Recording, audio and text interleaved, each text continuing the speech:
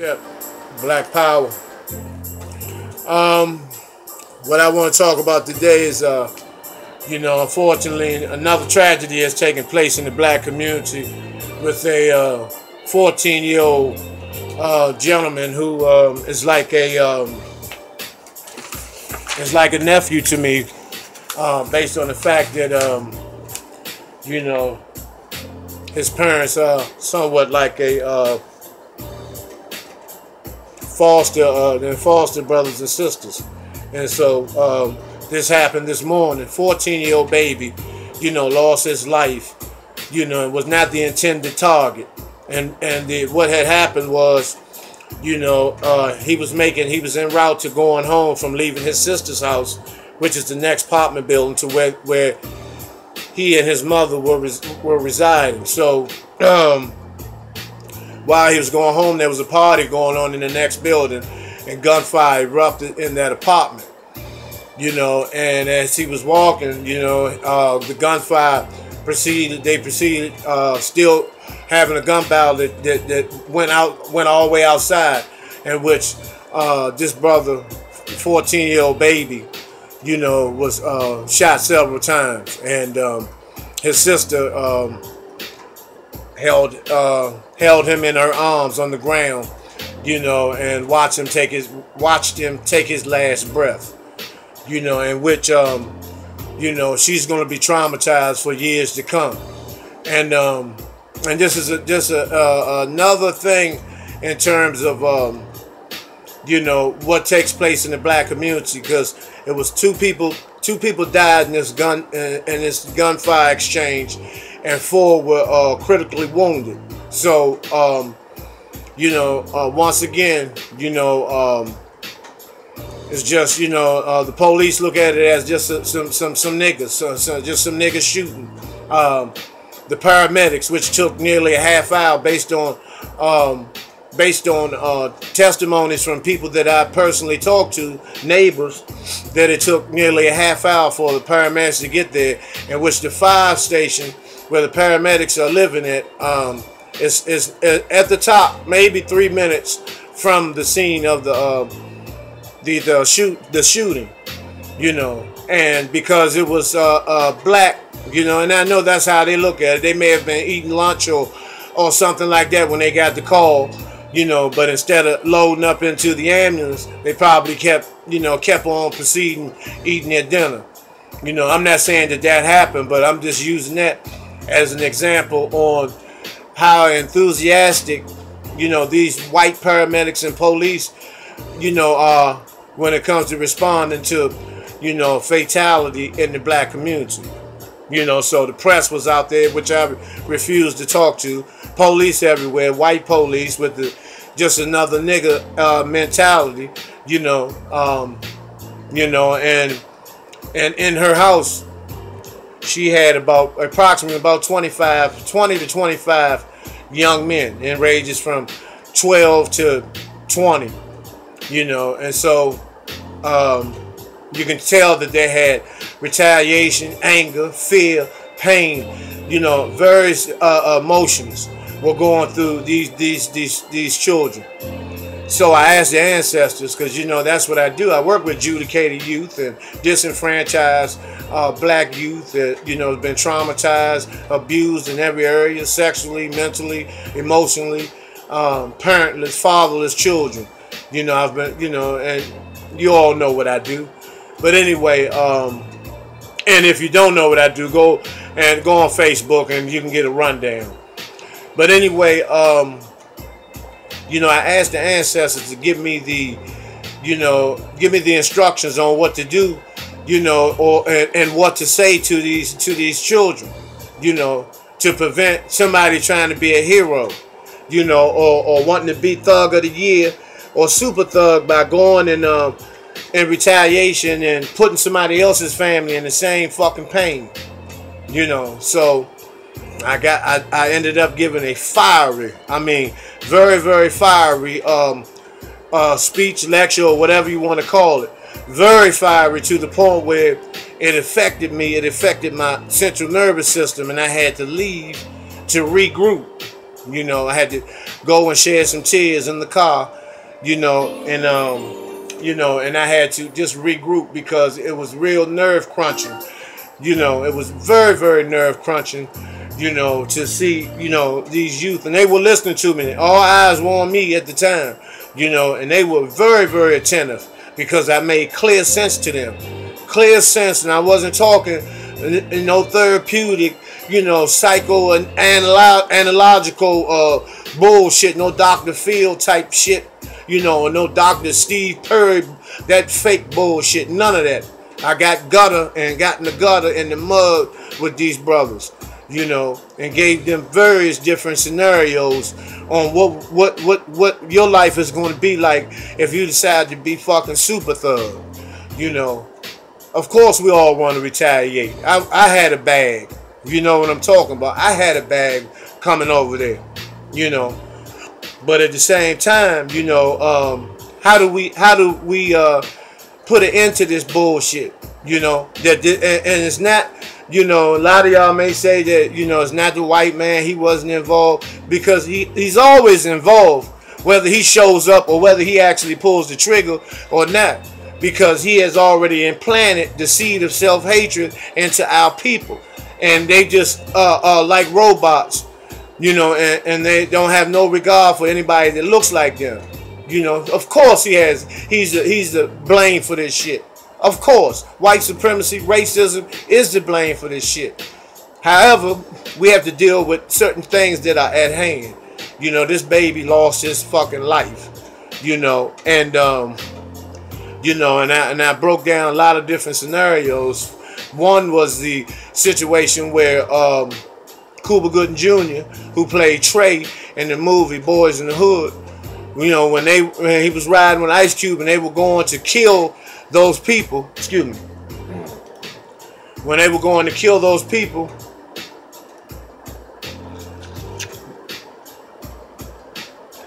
they killed Ice Cube's brother, Ricky.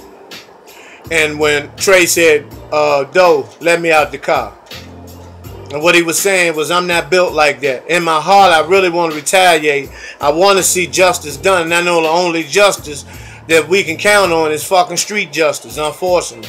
But he said that, you know, I don't have the heart for that. I'm not trying to, you know, do a long bit, even though I love this brother, you know, unconditionally. He said, let me out. And it took a lot of heart to do that because he had to take a chance on dealing with being called a coward and being scared and weak. You know, he had to take a chance on that. But at the same time, like I said, it took a lot of strength to do that. You know, and they respected him for that. Because don't know how Trey felt about his brother, how tight they were. So, and I used that analogy, and I also used the analogy that OG Bobby Johnson demonstrated in South Central. You know, at first he was OG Bobby Johnson, always behind the fucking gun, killing people.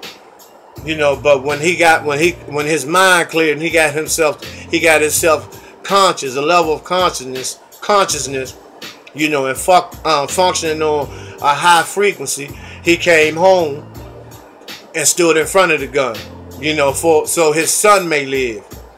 Even if that brother had pulled the trigger, he was willing to do that and take that bullet, you know, and be among the ancestors so his son can move on, you know, and put the proper work in and be a real motherfucking soldier, you know. And like I said, I was telling the youth also, you know, if you want to do something, if you love this brother so much, if you got so much love for this brother, you know, he was putting it down. He was a soldier, he was a rider, all the above. And if you really, you know, want to do something for him, walk across the stage at graduation and say, this is for Todd. This is for little Todd. That's his name. Or, you know, when you get straight A's in school, this is for Todd. You know, if you play sports and run a touchdown or hit a home run, this is for Todd. If you really want to be gangster, where you can be, you know, where your actions and your words and everything can be seen and felt by others to show the love that you have for this brother. Because anybody can go to somebody's mother's house or somebody's house and stick hammers out of the car and spray people's houses up. You know what that leads to? All that's gonna lead to is the maintenance man coming to patch it, put new windows in, you know, and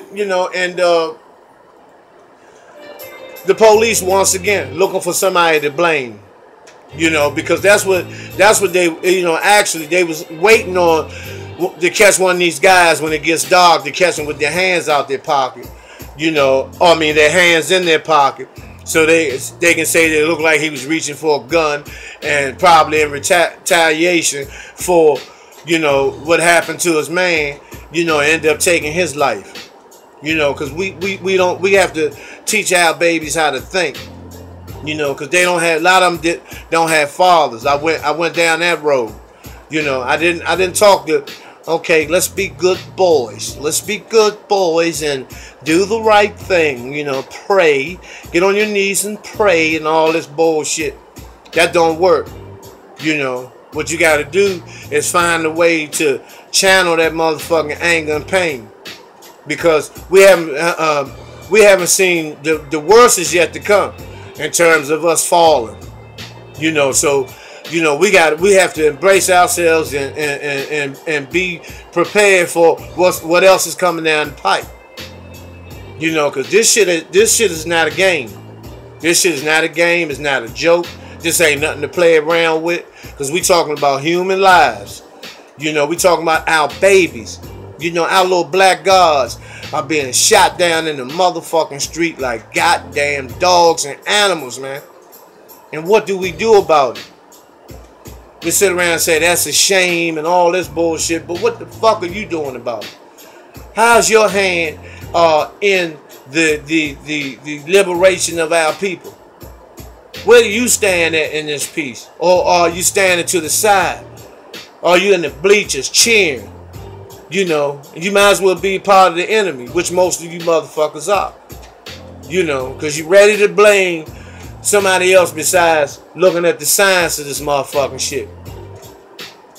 When you don't have self-hatred, you don't have a need to carry a weapon anyway, because you have nothing to worry about, because you know who you are. You're the original motherfucking man. So when you go out to one of these little functions, you shouldn't have to do that. That's what I'm saying. So unfortunately, when you got, you know, you're in a room with 100 people and 99 of them have self-hatred and don't know who they are, you know what I'm saying? That's a serious motherfucking situation. And then once drinks and drugs get involved and really alter the mindset of a lot of our brothers and sisters, you know, who get faded and have a trouble getting their vision back in terms of reality, their reality lenses. You know, that you wake up and you be in the motherfucking penitentiary, you know, taking a plea deal for 50 years, no motherfucking parole. You 15, no parole is 85%. So you'll probably be like in early 61, 62 years old when you finally come home from 15 years of age. You know, off one motherfucking decision. Who was you trying to prove that shit to? And then a lot of you not going to do nothing anyway. You got that loud motherfucking roar, you know, like a lion. You got the roar of a lion, you know, and the bite of a motherfucking goldfish. You know, so, you know, and you know, that's the fake, the motherfuckers that's faking. If you know you not strong, that's not your motherfucking area of expertise, you know, go, because, you know, the little guys, the guys younger than them are looking at them and want to be just like them. You know, so you got to give an example. Tell these little babies, man, go the fuck home, man. You know, it's 11:30, 12 o'clock, on midnight, motherfucker. What the fuck are you doing out here? Go on the fuck in, man. You know, and that will make him say, yeah, you right, let me go and tell my mother to put that motherfucking stem down. Or tell my father, you know, take that syringe out his goddamn neck. You know, and let's get down. Let's try to work through this shit. You know, because, you know, substance abuse, alcohol, drugs, self-hatred, all that shit contributes to self-hatred. So when you see somebody like you don't have no regard or no remorse when you blow his brains out, bust his brains, leave his brains on the motherfucking curb. You know, that's some savage motherfucking shit. You know, it's time for us to wake up. It's time for us to wake up. It's time for us to function on that high frequency, you know, and get back to where we supposed to be at. You know. And you know what I'm saying? So you know, hold on a second. Yeah, I'm back, brothers and sisters. Pardon me. But you know, we gotta, you know, our brothers and sisters, man, we got really buckle down and understand the dynamics and the science of why we do this stuff to each other. You know, with you know, how we hate each other, how the self-hatred is so embedded in our psyche and in our minds and our energy, man, that, you know, we gotta learn to stop this bullshitting and, you know, and faking. You know, like I explained about how I was, you know, when I was talking to, you know, the youth, you know, a lot of them were hurting. You can see pain in their eyes, you know, and I went on, you know, a lot of them don't have their fathers with them. A lot of them feel as though they raising themselves, and the only family they got is these motherfuckers that's in the street with the same situation, you know, and it's a sad motherfucking scene, man.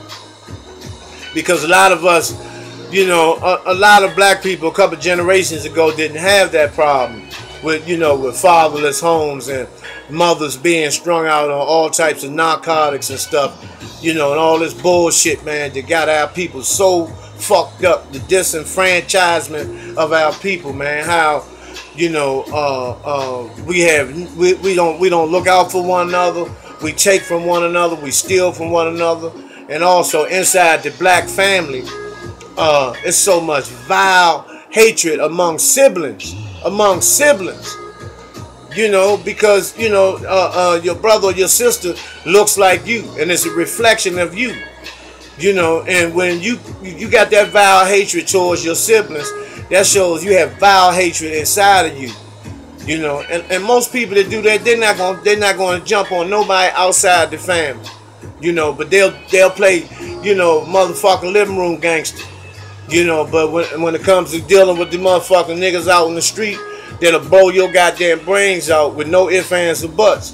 You know, you have no beef with them under any motherfucking conditions. You know, it's all good then. You know, and that's the shit we got to get out of, man. Start having love for the people that look like you, man. You know, I love my brothers and sisters, not just my biological ones. You know, because a lot of times we to the point now where just because, you know, that's the only thing y'all have in common is y'all were cut from the same fucking umbilical cord. You know what I'm saying? And based on the self-hatred. And that shit goes all the way back to slavery. That shit goes back to the plantation where we're taught to hate each other. Motherfuckers. You know, where they would, and it happened primarily in Maryland, in the eastern shores of Maryland. And, you know, what they would do was put bags over the brother's head and let them have sex, you know, with people that they know, but they don't have any idea who it is at that particular time. You know, but they make them put bags over their heads and make them have sex with their own mothers. That's where the term motherfuckers come from. Get those motherfuckers over there and then get these wenches and take them to the shed and let them go ahead and start breeding. Because, you know, it's early in the morning. Let them start breeding, you know. And then you have your studs. You know, that's where the brothers get that shit standing on the corner, you know, holding their motherfucking crotches. See, that come from slavery. Those were called studs, where they would just stand and wait on the slave masters to bring them, you know, some sisters for breeding purposes, you know, and they would have sex with these sisters until, you know, their nutsack damn near, you know, was heavy as a goddamn car tire. You know what I'm saying? And you know, and that's where the self-hatred comes from. That's why, based on that particular this particular process of breeding our people, through this motherfucking devilish ass cracker, this slave master. That's why I can't understand how you niggas can, love this motherfucking cracker so much, knowing what he done to us. You know what he done to us. But yet you still find in your heart and put a space in your heart of love for this motherfucker. But you can't find but you can't find any way to love your own people. That's what makes me mad. That's what enrages my motherfucking energy and my spirit and make me go Zulu on your motherfucking ass. Because you do anything for that motherfucking cracker. Anything. Any motherfucking thing. And I despise that. I despise motherfuckers who think like that. And people who act like that. When you get around, you talk to your brothers and sisters and people that look like you any way you want. Then when the motherfucking cracker come, you try to talk like a goddamn European. That motherfucking self-hatred that you got. You know what I'm saying? So, like I said, I gave a fiery, touching lecture or speech or whatever you want to call it to these youths, to the point where it was a couple of mothers in there. Every time I would hit on a strong point, they would bust out crying. They were in tears, and they were hurting because they felt what I was talking about. And the guy stood up there, wasn't no, none of them had a look of boredom or anything because, I was gone. Anytime my spirit gets on fire like that, I'm rocking on it. I'm putting it in. Because I'm saving life. I'm trying to save somebody's life. It ain't about being cool. It ain't about talking all slick. It ain't about none of that, man. It's about saving somebody's life. How do we stop this shit? What do we need to do? See, these are questions that I'm faced with, and I'm asked this constantly. But see, it has to start with self. Starts with self. Then you go self, family, community, nation. Once you get yourself situated, you rid yourself of all that anger, and because a lot of times you mothers and you parents, you have that anger in you, and you infect your babies, you infect your seeds like that, and then it just goes on and on and on, the self-hatred, which leads to isolation. Isolation leads to sexual molestation. Next thing you know, by you being an introvert, a fucking coward, a gangster. Like I said, once again, a gangster in a living room gangster. But when you get out there in the streets, your motherfucking fight game, standing up, your testicular fortitude, motherfucking nuts have shrunk up in your motherfucking butt. You know what I'm saying? You have no motherfucking desire to put no work in. So, you're by yourself. Don't nobody want to fuck with you out there. And then next thing you know, a lot of people like that are trusted with the other siblings and other children. And this is a lot of times when this type of shit takes place. And then you have sisters and brothers that have been violated. You know what I'm saying? And because Baltimore is #1 in the country for incest. Especially in these rural areas where, these we call them country people. These country motherfuckers, got so many motherfuckers. Every other person is their cousin. They call that shit kissing cousins and all this shit. This is a Eurocentric behavior that we have to abolish in the black community. It has to be destroyed. The mindset of even looking at your niece or your nephew or whoever in a lustful way, man, makes you a motherfucking pedophile. You need help before you'll be placed in that position. And that's going to see where you at. Whether your ass is gay, whether you're bisexual, whether you're a pedophile, or whatever the case may be, cross-dresser, or whatever. You know what I'm saying? You know, and you know, and one thing about that shit, you know, I don't condone that lifestyle, but at least, you know, most of the women, they'll stand up and reveal who they are.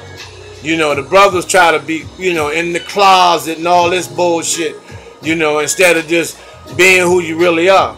Because if you hiding something and you ashamed of doing something, that, you know, don't stop doing it. You know, that's my thing. Stop doing it. You know, stop doing this shit.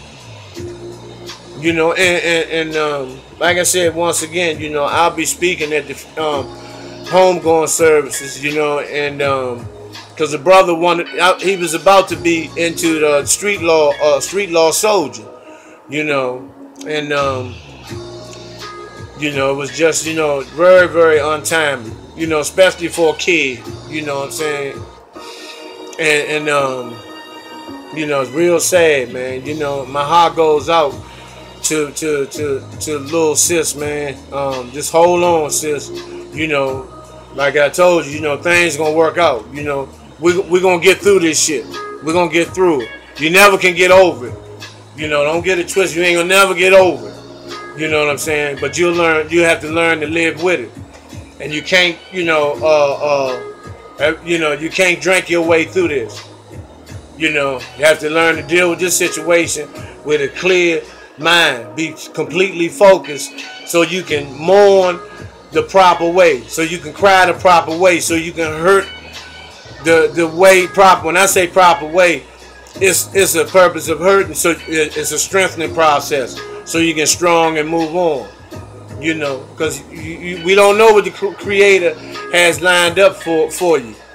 You might end up being an advocate for black child violence, you know, in Prince George's County. You may be one of those advocates to help save other people, you know, and you know, it's very, very sad. You know, my heart is hurting right now. It's you know, and to see a little baby, you know, because this been the 11th child, you know, that I've had to go through this process with. The other 10 were at the job, where you know, when they are in your facility and in your custody, and something happens to them when you sign them out for a pass or something like that, you know, or to go home or whatever, and you know, and you know, situations like this occur. You know, I've had to deal with this shit, you know, 10 times, you know, prior to this, make the 11th time, you know, and I'm gonna keep continuing to do it, because I'm never gonna give up on my people. Don't get it twisted, never. I'm gonna keep banging. I'm gonna keep riding. I'm gonna keep banging on this motherfucking cracker. You know, the cracker gets no motherfucking no pity, none of that, no leniency or nothing. You know what I'm saying? Because 24 hours a day they're plotting on us. You know, plotting on our demise, and they're counting on our demise so they can continue to be where they're at. You know, but their demise is our rise. You have to remember that. You know, they have to be destroyed. You know, that's the only species on the planet Earth, all 196,940,000 square miles of the planet Earth, that this is the only species that can't get along with the sun, which the sun is the premier element of the universe. And it's you know, every bug, every insect, every plant, everything pays homage to the sun, and in exchange, the sun gives light and life to them, and they grow.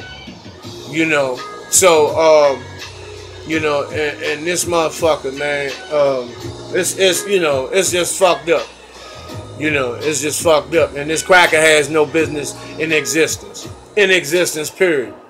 You know, and but we still love this motherfucker. We emulate him. We try to, you know, compare ourselves, and you know, and I hate motherfucking niggas that do that bullshit when they, you know, I got my PhD and I got my masters and I got my motherfucking BA and my AA and all this shit.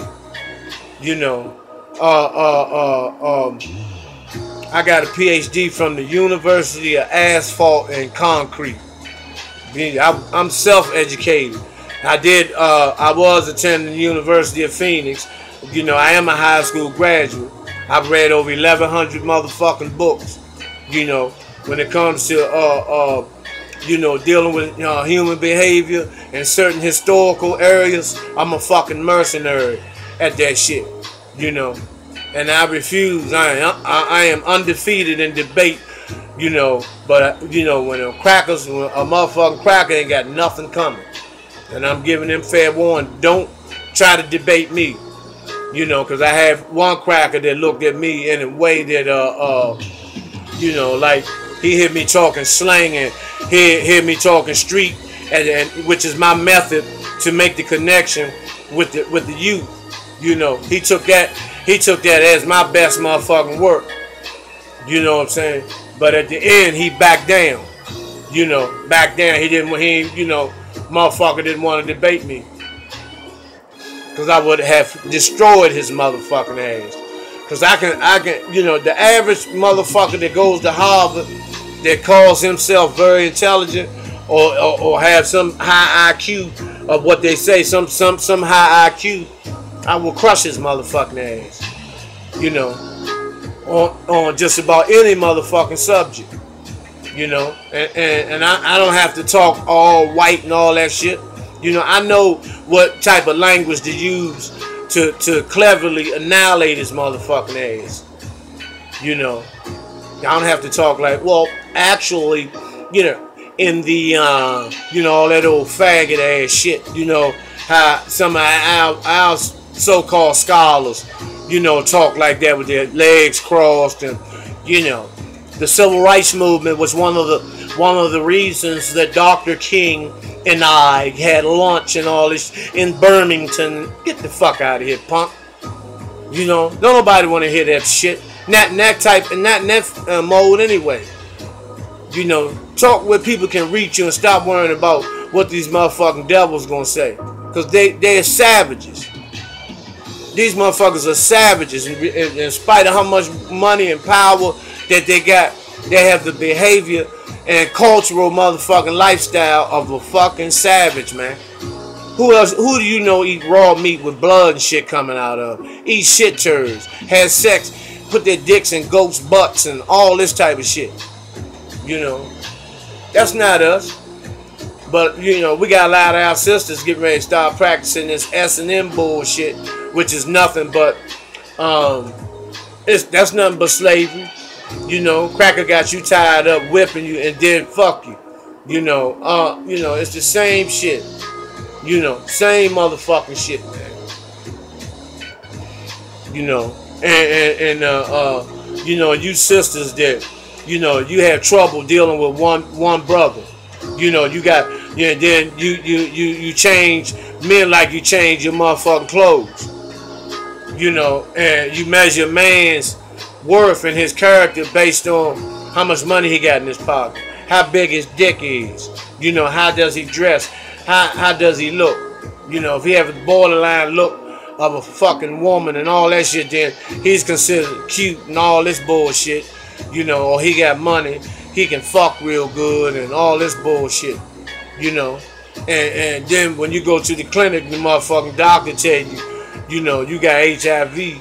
You know, you HIV positive, you know, you ready to tear some shit up, you know, and there's nothing that you can do, nothing, you know, but accept that shit, you know, because, and I've seen anybody that you know, that are HIV positive, as soon as they start taking the medication, the process of dying began.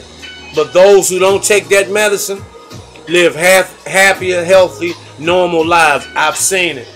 I've seen it. You know, but the people that fuck with that medication, them motherfuckers are fucked up. I lost some good brothers behind that, and I tried to talk to them, tell them that stop taking the medication.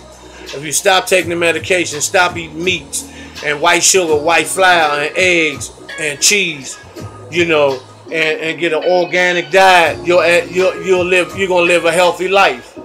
you'll live a long, healthy life. That's why they press you to take the medicine. They've even gone as far as to bring people up on charges for not taking the motherfucking medicine. That's how you know it's a diabolical scheme. So once again, rest in power to young brother Todd. It's like a nephew to me, and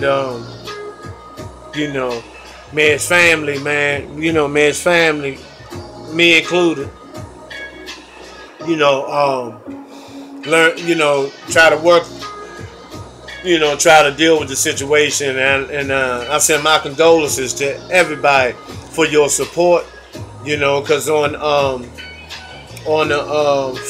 GoFundMe, I guess that's the name of it, they've already got about $14,000-15,000. And I appreciate you gods and goddesses, you Asars and Sets, you Isis and Osirises. I don't like using that Osiris Isis shit because that's some pagan white shit. But anyway, for your contributions, for stepping up to the plate, because the brother, he, insurance wise, he struggled. But anyway, we going down a one-way street, where it's oncoming traffic on both sides, and we don't know which way to turn, and it's time for us to, make some motherfucking decisions on, what are we gonna do, start embracing these children, embrace these babies. They don't have to be related to you, embrace them. What's going on? Why you hanging in front of the store? What are you on? Because ain't no 15-year-old gonna stand in front of a store and beg for money. At 15, you trying to be a fucking G. So, go to these youths. What's wrong? Embrace them. Because a lot of them just want to be. Excuse me. A lot of them just want to be held. Not cuddled or nothing like that. I'm talking about mentally held and understood.